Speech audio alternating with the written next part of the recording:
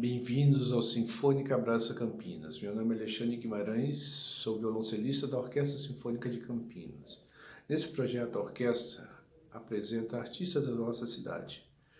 Hoje teremos Um Teto Todo Seu, leituras e reflexões à luz de Virginia Woolf, com Tatiana Alves. Curta e compartilhe o nosso canal. Obrigado. Beleza. Gente, quem puder, abram as câmeras, por favor. Oi, Tati! Que felicidade Olá. de você! Pois é, quanto tempo, não é mesmo? Fiquem com as câmeras abertas.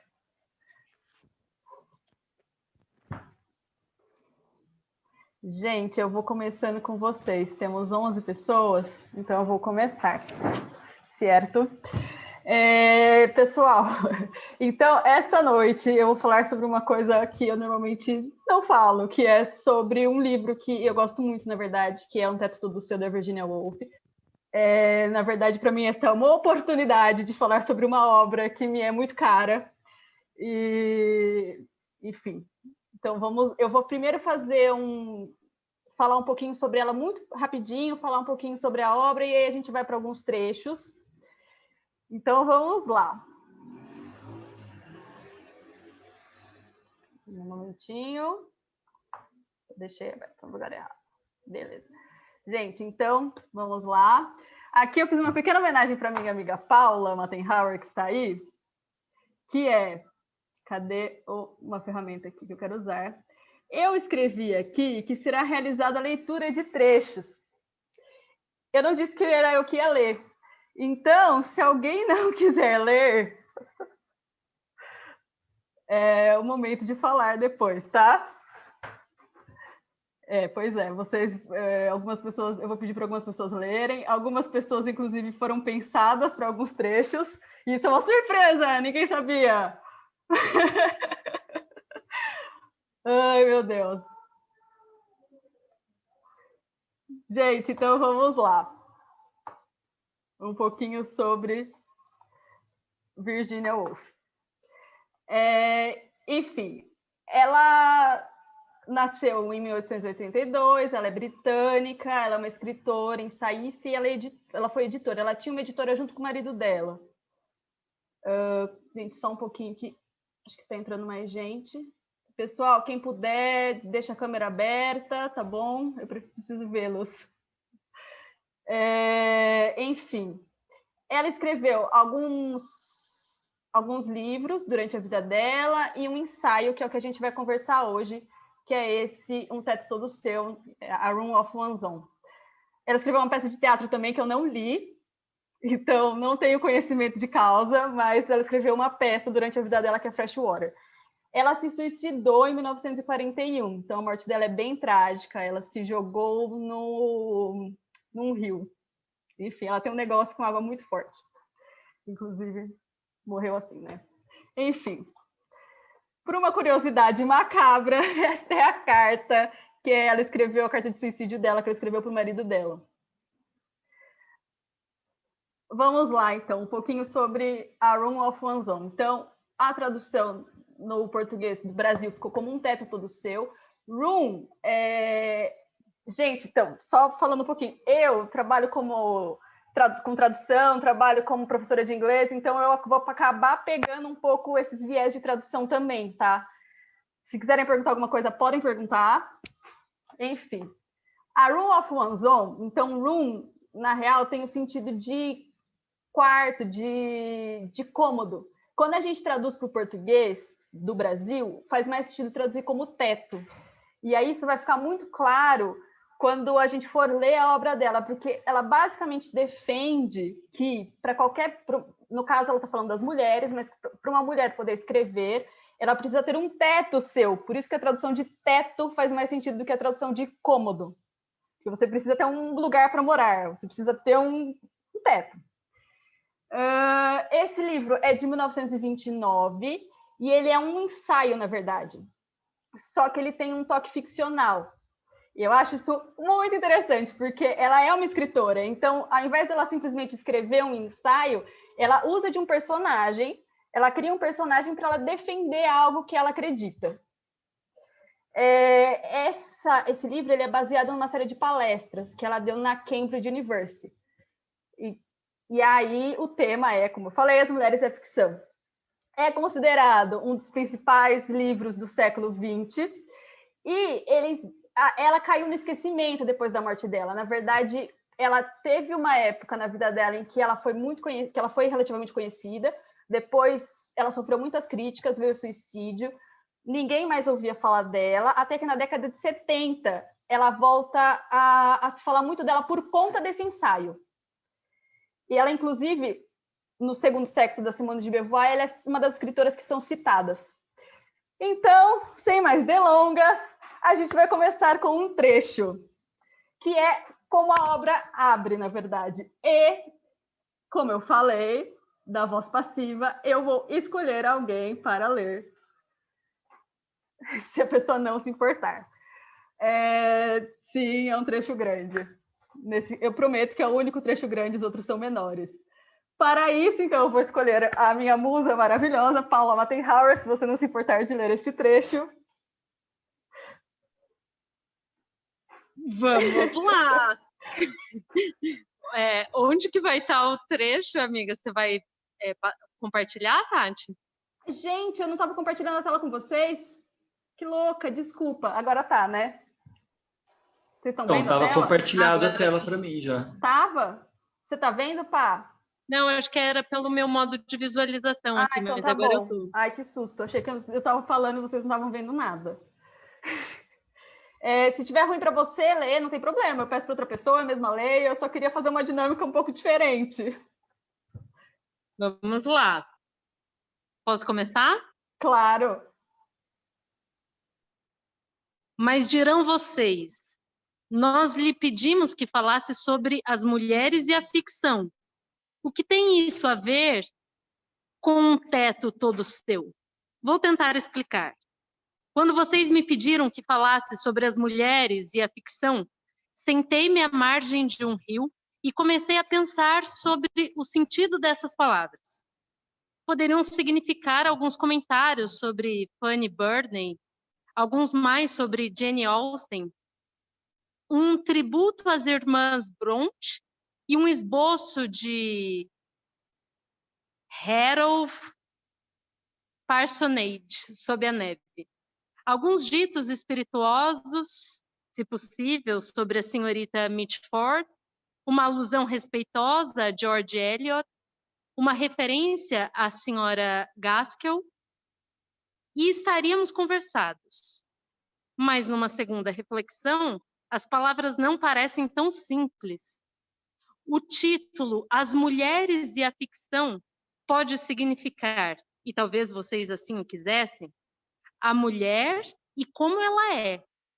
Ou poderia significar a mulher e a ficção que ela escreve. Ou poderia significar a mulher e a ficção escrita sobre ela. Ou talvez quisesse dizer que, de algum modo, todos os três estão inevitavelmente associados, e vocês desejariam que eu os examinasse sob esse ângulo. No entanto, quando comecei a ponderar sobre esta última forma de abordar o assunto, que parecia mais interessante, logo percebi que havia um inconveniente fatal. Eu jamais conseguiria chegar a uma conclusão. Jamais conseguiria cumprir o que é, segundo entendo, o primeiro dever de um conferencista. Estender-lhes, após uma hora de exposição, uma pepita de preciosa verdade para ser embrulhada entre as páginas de seus cadernos de notas e sempre a conservem sobre o consolo da lareira. Tudo o que eu poderia fazer seria oferecer-lhes uma opinião acerca de um aspecto insignificante. A mulher precisa ter dinheiro e um teto todo dela se pretende mesmo escrever ficção. E isso, como vocês irão ver, deixa sem solução o grande problema da verdadeira natureza da mulher e da verdadeira natureza da ficção. Muito obrigada, Paula. Gente, então, esse primeiro parágrafo, na verdade, ela está falando o que ela está vendo defender. Então, por isso que é um ensaio. Ela está fazendo uma defesa. Então, ela está primeiro tá colocando, sobre o que eu vou falar, o que eu vou defender. Ok, uma mulher precisa de um dinheiro para conseguir exercer sua profissão. Não, a gente pode extrapolar e pensar, não só uma mulher. Qualquer pessoa precisa de dinheiro, de um teto, precisa de condições materiais para que consiga exercer os seus desejos, as suas vontades, enfim. Tem mais uma pessoa entrando, gente, só um segundinho. Gente, só para quem estiver entrando agora e puder ligar a câmera, agradeço muito, prefiro ver a cara de vocês, e como vocês puderam ver, vocês que vão ler alguns trechos, e não eu, eu só vou discuti-los. Enfim, e assim ela vai abrir, e a partir daqui é o momento que ela vai se colocar como uma personagem. Então, aqui, por enquanto, ela começa como se ela tivesse uma palestra, ela está defendendo um tema, e a partir de agora ela vai entrar numa personagem. Mera curiosidade. Um segundo. Haworth personagem é a casa das Irmãs Brontë, é um museu. Esse livro tem um monte de referência. Eu comecei a pesquisá-las e depois eu falei, se eu continuar pesquisando, eu não vou dar conta. Então, tem muita referência de muita coisa. E isso é uma curiosidade. É um museu na Inglaterra. Então, próximo trecho. Sim, gente, desculpa, eu esqueci de falar no início. A gente vai só passar pela parte 1. O livro, na verdade, tem 6 capítulos. A gente vai ficar no capítulo 1. Porque senão a gente ia ficar muito tempo aqui. Então, vamos segurar um pouquinho. Então, gostaria de pedir para a minha amiga Roberta Postali ler este trecho, em que ela vai agora apresentar o personagem dela. Vamos lá. Não preciso dizer que o que eu estou prestes a descrever não existe. Amiga, me ajuda. Eu não sei falar essa palavra. Oxbridge. Oxbridge é uma invenção. Assim como Ferran. Eu é apenas um termo prático para alguém que não tem existência real. Dos meus lábios fluirão mentiras, mas talvez haja alguma verdade misturada a elas. Cabe a vocês buscar essa verdade e decidir se vale a pena guardar parte dela. Se não, é lógico, vocês vão jogar tudo isso no lixo e esquecer. Obrigada, Roberta. Então, aí é o momento que ela está falando que tudo isso, na verdade, é uma ficção, que o que ela vai falar agora não existe. Quando ela está falando de Oxbridge, ela está se referindo a Cambridge, a faculdade de Cambridge, e Fernan, eu não vou lembrar agora de cabeça, mas é uma alusão a uma das faculdades, se não me engano, é a Newham. Então, ela está fazendo alusões a faculdades que existem de fato, e começando a falar que, a partir de agora, começa a minha ficção. A partir de agora, vocês decidem se vocês vão comprar o que eu estou falando ou não. Eu acho esse início maravilhoso para o início de uma peça, só dizendo. Eu gosto muito desse início. Aí, agora, esses trechos, eles são muito colados uns nos outros. A partir desse próximo, eu vou começar a explicar um pouco mais o que vai acontecendo, e aí a gente vai dar uma espaçada, tá? Então, a gente ainda está nas primeiras páginas aqui. Este trecho... vou pedir para meu amigo Henrique Vieira, diretamente da Polônia, lê-lo. Ok. Assim, ali estava eu. Chamem-me Mary Betton, Mary Seton, Mary Carmichael, ou o nome que lhes aprouver. Isto não tem a menor importância. Sentada à margem de um rio há 1 ou 2 semanas, gozando a amena temperatura de outubro, perdida em cogitações. Eu peguei essa parte porque essa parte é muito importante no livro. Ela se apresenta como Mary Beaton, Mary Seton ou Mary Carmichael. Isso, a gente não tem essa referência, ela é uma referência escocesa, que é uma canção escocesa do século XVI, que se chama Mary Hamilton. A Mary Hamilton é uma canção sobre uma mulher que ela tem um caso com um rei e ela engravida. E aí ela pode ser assassinada por ela ter engravidado do rei. Para ela não ser assassinada, ela mata a criança. Só que descobrem que ela matou a criança e aí ela é condenada à morte. Então ela entra numa situação de que não tem jeito. A partir do momento que ela engravidou do rei, ela vai se ferrar. E aí ela usa as Marys.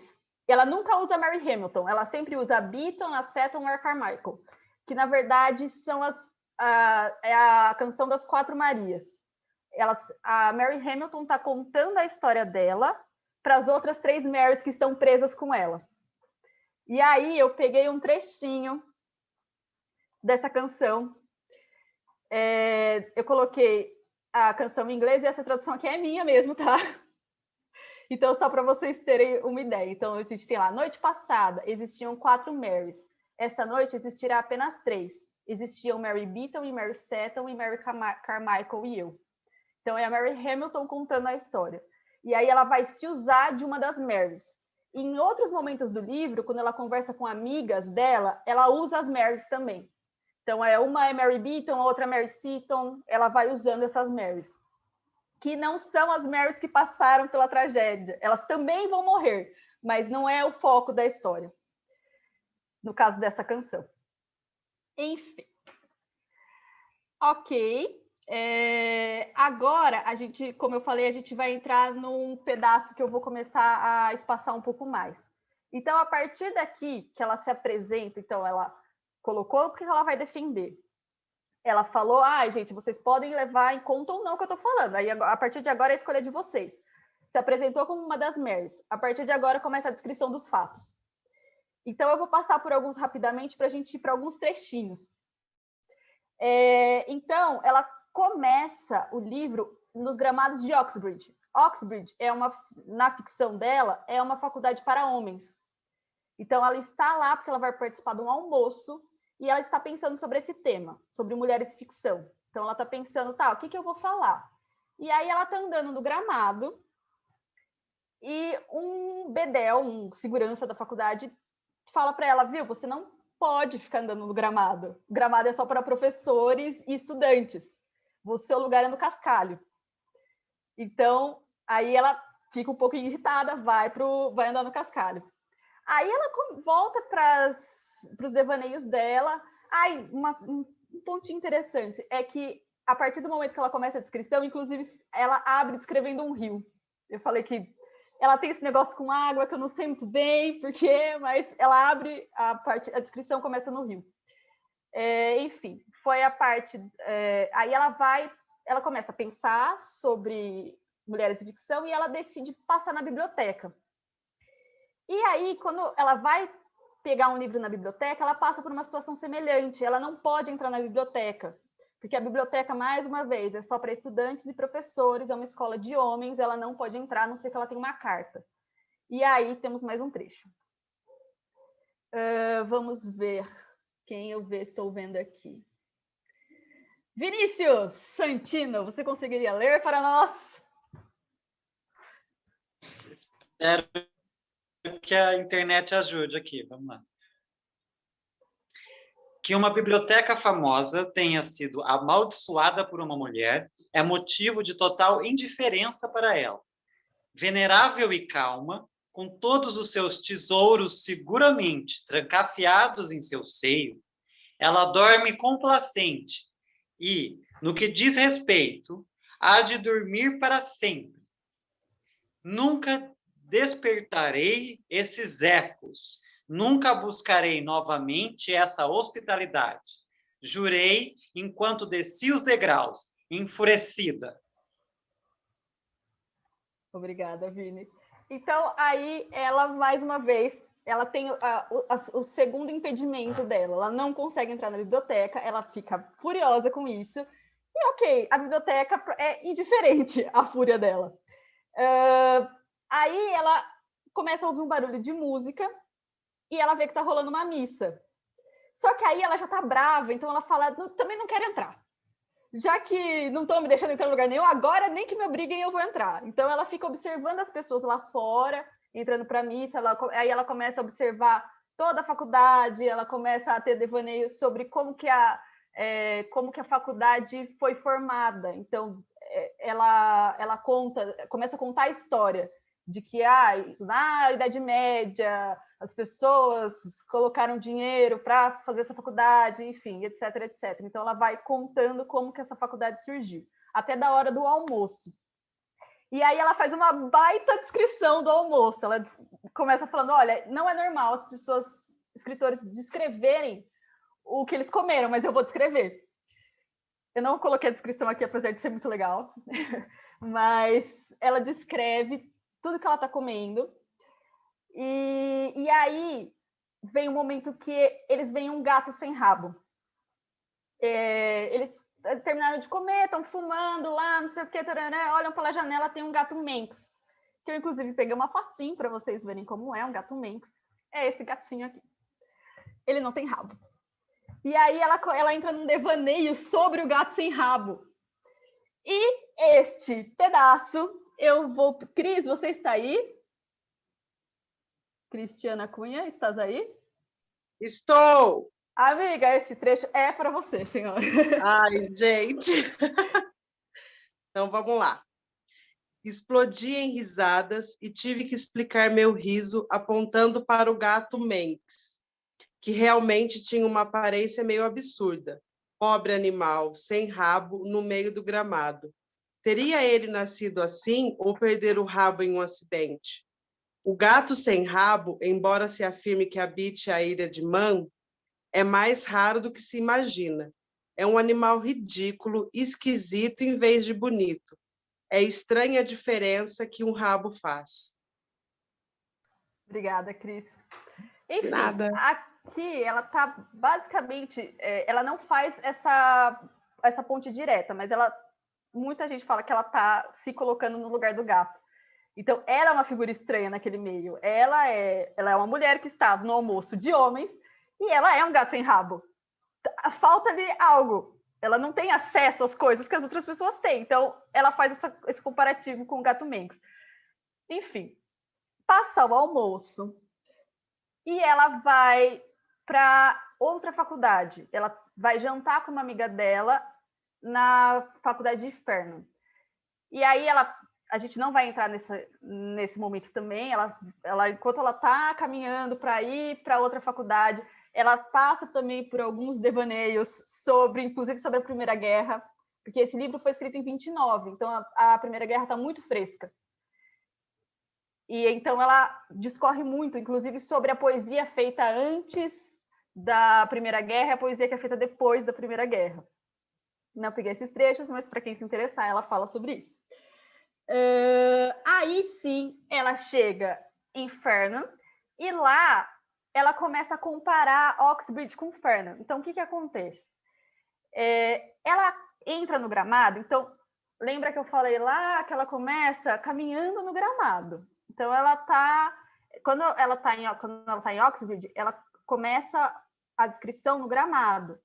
Aqui ela começa a descrever o gramado de Fernan também. E esse gramado é muito mais mal cuidado. Fernan é uma escola para mulheres. É uma faculdade de mulheres. E esse gramado ele é muito mais mal cuidado, enfim. Mas ela pode andar nele. Então ela fala, aqui eu posso andar. Ele não é tão bonito, mas aqui eu posso andar. E aí ela vai para o jantar. Ela vai jantar com essa amiga dela e ela vai para o jantar. E aqui sim eu peguei uma parte da descrição. Este trecho foi pensado para alguém, esse alguém sabe quem, mas acho que a pessoa está sem áudio, então talvez ele não possa ler. É uma descrição sobre uma janta. Então, eu vou pedir... Quem está aqui?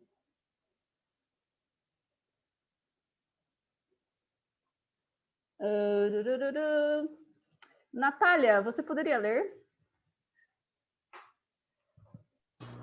Posso. Tá me ouvindo? Estou. Então tá. Um bom jantar é de suma importância para uma boa conversa. Não se pode pensar direito, amar direito, dormir direito, quando não se jantou direito. O brilho no meio da espinha não se acende com bife e ameixas. Ela claramente detesta ameixas. Ela faz uma descrição super ruim de ameixas. Ela odeia ameixas. E basicamente, no outro jantar, se no almoço, ela teve vinho, teve entrada e prato principal e um monte de sobremesa, e não sei o quê. Esse daí foi bife, batata e ameixas. E foi isso. E aí ela conclui que, bom, nesse momento, ela está começando a conversar com uma amiga dela e ela fala: a conversa não vai para frente. Mas é óbvio que a conversa não vai para frente. A gente não está bem alimentada. Então, como é que você fala sobre coisas superiores se você não se alimenta?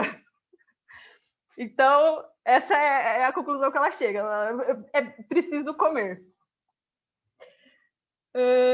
Enfim, aí nesse momento, no final das contas, a amiga dela tinha um vinhozinho ali, separado, então a conversa acaba se desenvolvendo. E é curioso, porque a amiga dela, se eu não me engano, ou é Mary Beaton ou é Mary Seaton, agora eu não lembro de cabeça. Mas é um dos momentos que ela usa uma das Marys. A amiga dela, ela coloca como nome de uma dessas Marys.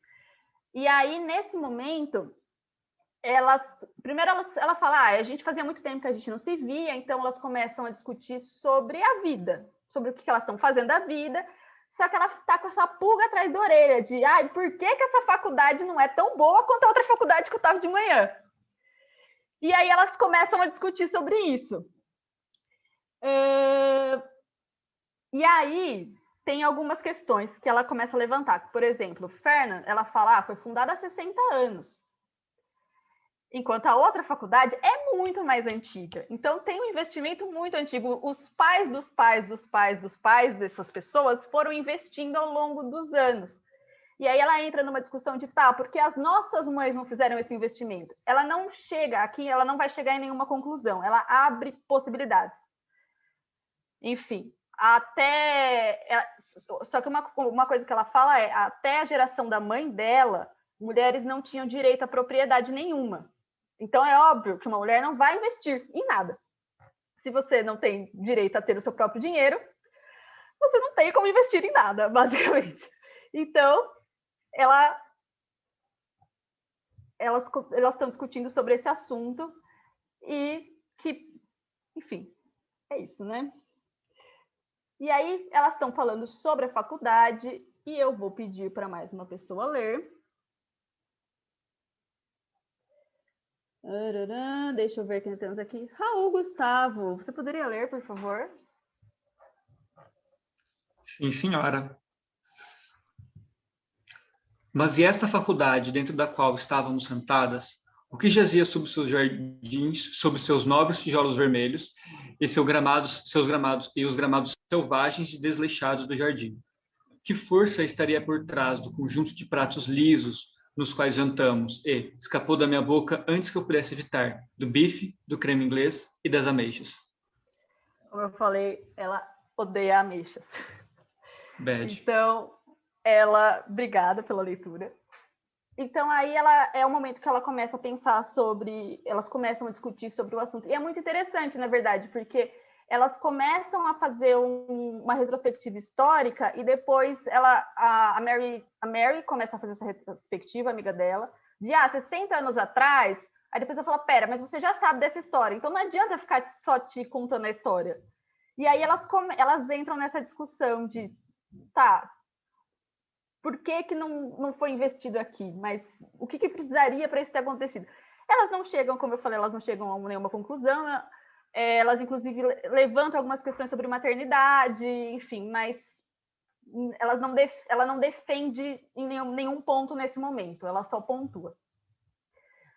E aí, depois dessa discussão, e aqui estamos quase fechando o capítulo 1, ela decide ir embora para a pousada dela. Então, ela estava nessa cidade, que não é a cidade dela, e ela está indo embora para uma pousada. E aí, enquanto ela está fazendo o caminho de volta, ela basicamente faz um resumo do que ela falou nesse primeiro capítulo. Então, vamos lá. E a última leitura Acho que das pessoas que estão com as câmeras abertas, todas já leram, né? Rafa, você já leu? Não, né? Então, Rafael Nóbrega, por favor. Vamos lá. Então, retornei à minha pousada, e enquanto caminhava pelas ruas escuras, ponderei sobre uma coisa ou outra, como se faz ao final de um dia de trabalho. Ponderei sobre a razão de a senhora Seaton não ter tido dinheiro para nos legar, e sobre os efeitos que a riqueza tem na mente. E pensei nos cavalheiros estranhos que vira naquela manhã, com estolas de pelo sobre os ombros. E lembrei que se alguém soltasse um assovio, um deles corria. E pensei no órgão ribombando na capela e nas portas fechadas da biblioteca. E pensei em como é desagradável ficar presa do lado de fora. E pensei em como talvez seja pior ficar presa do lado de dentro. E pensando na segurança e na prosperidade de um sexo, na pobreza e na desproteção do outro, e nos efeitos da tradição e da falta de tradição sobre a mente de um escritor. Pensei finalmente que era hora de dar o dia por encerrado, com suas discussões, suas impressões, sua raiva e seu riso. Obrigada, Rafa. Então, aí ela basicamente está fechando, ela praticamente resume tudo que aconteceu no dia dela, ela resume os pontos que ela começa a levantar. Nesse capítulo, ela não ela no início faz a defesa do que ela vai defender, por isso que é um ensaio, tem uma defesa. E aí ela vai discorrendo sobre o dia. Então, a partir desse momento, no final do capítulo 1, ela por enquanto só levanta tópicos. Eu não vou dar spoiler sobre o que acontece depois no livro. Tem mais 6 capítulos. Ela está falando dos dias que antecedem a palestra dela. Enfim, sobre o que a gente leu, é isso, gente. Eu vou parar o compartilhamento agora. Um segundinho. Maravilha. Bom, de leitura é isso. Eu não sei se vocês gostariam de falar sobre alguns tópicos que foram levantados, enfim, o que chamou a atenção, porque é isso, é um livro que, para mim, ele é muito caro e, para mim, ele levanta muitos tópicos, ela levanta muitas questões, e aí eu, na verdade, gostaria de ouvir de vocês também. É muita pouca coisa, são só alguns trechos, mas eu queria saber o que chama para vocês, o que não chama, o que vocês acham que, enfim, que são assuntos interessantes, o que, não gostei muito.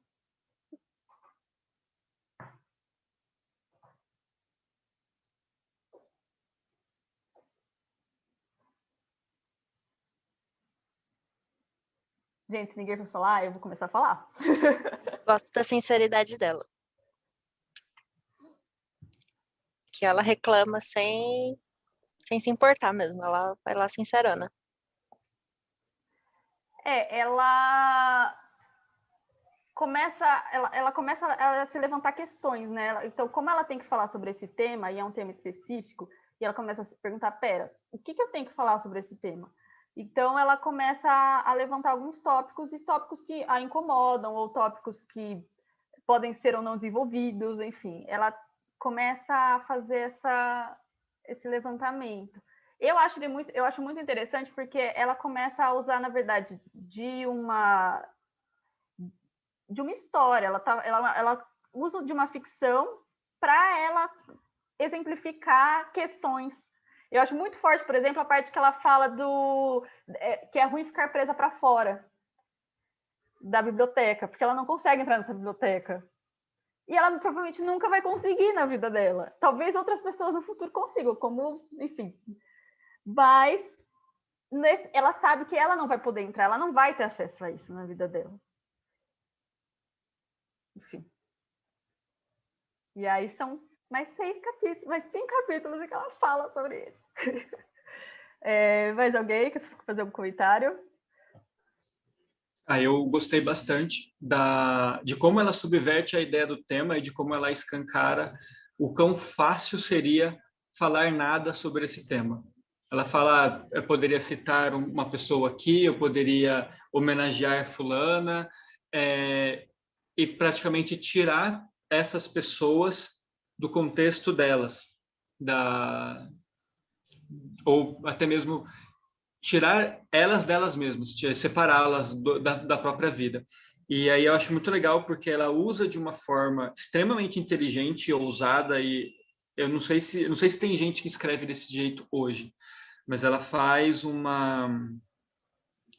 ela tem uma coisa de pegar esse tema, destrinchar ele de uma forma muito crua, não, acho que não, crua é muito dura, como a Nath chegou muito dura, assim, e ainda assim citar todas elas, usando uma ficção, usando baladas escocesas, enfim, eu achei principalmente esse início da onde ela fala e onde ela não se importa com o nome dela e tudo, eu acho fenomenal, assim. É de uma ousadia que, sei lá, carece a gente ter escritores assim hoje. Essa questão do nome, ela de fato, ela se priva do nome. Inclusive, Mary é um nome muito comum. Para a gente também, Maria seria muito comum. Então, ela está pegando um nome comum, ao mesmo tempo que ela está pegando uma referência histórica e se usando disso. E, enfim, ela usa dessa personagem que é ninguém, ao mesmo tempo é um zilhão de possibilidades, para poder discorrer sobre esse tema. E, falando sobre a questão das autoras, depois ela até pontua um pouco sobre outras autoras, ela vai fazer um pouco sobre essa pontuação. Mas, de fato, quando ela pega para falar sobre isso, ela fala, eu poderia pontuar sobre a obra de determinadas pessoas, mas é sobre isso mesmo que eu quero falar? Ou é isso que é realmente importante eu falar para essas pessoas? É isso que precisa ser dito?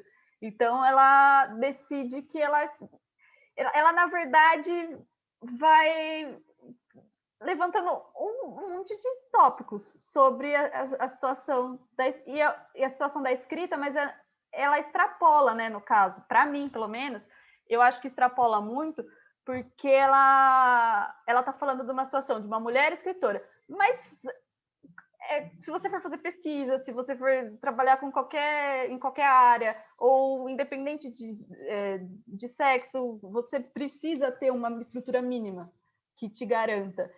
E eu acho que isso para mim bate muito forte, que é justamente bem o início, que quando eu leio isso, eu penso, primeiro, gente, vocês não leram isso? Então, essa é a primeira coisa que eu pensei, gente, que loucura. Ela está falando de uma coisa básica, que é comida, que é dinheiro. Precisa de ter um mínimo. As pessoas precisam de um mínimo para elas poderem se desenvolver. E aí, o que eu faço, o que a gente faz para garantir esse mínimo, sabe? Eu não sei, isso é um negócio que... Ai, como que... Enfim. Mas aí são várias questões. Mais alguém quer fazer algum comentário? Enfim, fazendo até... Se ninguém for comentar, eu vou ficar falando. Fazendo até o paralelo com o teatro e puxando sardinha para o nosso saco, para os Geraldos, no caso, gente. Eu fico pensando muito até na questão da formação, dos projetos que a gente oferece e que garantem algum tipo de formação, algum tipo de acesso. Então, eu fico pensando, isso é realmente muito importante garantir esse tipo de acesso. Então, vai muito ao encontro do o que eu estou fazendo para garantir e para disseminar, né? Para disseminar conhecimento. E para garantir que outras pessoas, de fato, tenham esse acesso. Então, assim, falando do meu ponto de vista pessoal, o trabalho com cultura, para mim, faz muito sentido nesse ponto. Puxando sardinha do incubadora, etc. Incubadora de grupos está aí, gente. Gente, eu vou... Se ninguém mais for falar nada... Alguém quer falar mais alguma coisa? Se ninguém for falar mais nada, eu vou encerrar com uma música, que é justamente a Balada das Quatro Marias ou a Mary Hamilton. É a canção da Mary Hamilton ou a canção das Quatro Marias. Eu vou colocar duas versões, a versão só tocada e a versão cantada, tá? Então, estejam aí com os seus microfones.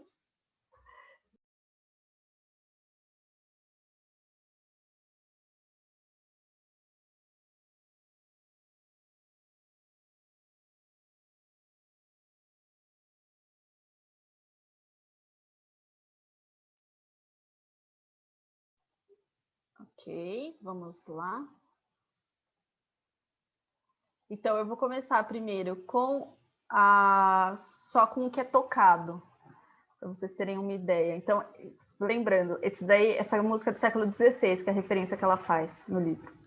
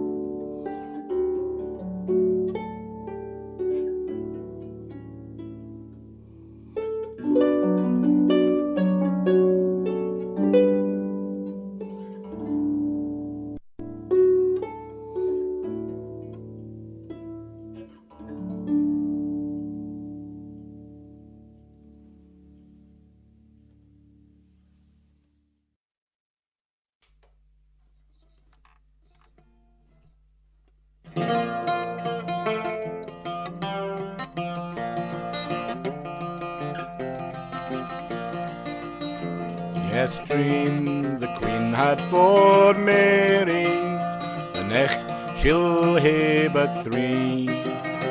There was Mary Seaton and Mary Beaton and Mary Carmichael and me. Was gain through the kitchen, was gain through the hall. But Mary Hamilton has a win, aye, the highest steward of all. As she gaed up the cannon gate, loud, loud laugh gaed she.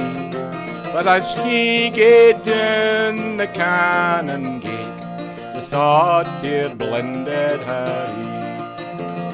Often have I dressed my queen, put gold in her hair, but now I've gotten for my reward the gallows to be my share. Little did my mother think, yea, she cradled me. The lands I was to travel in, the death I was to die. Yestreen the Queen had 4 Marys, the next she'll hae but 3. There was Mary Seaton and Mary Beaton and Mary Carmichael and me.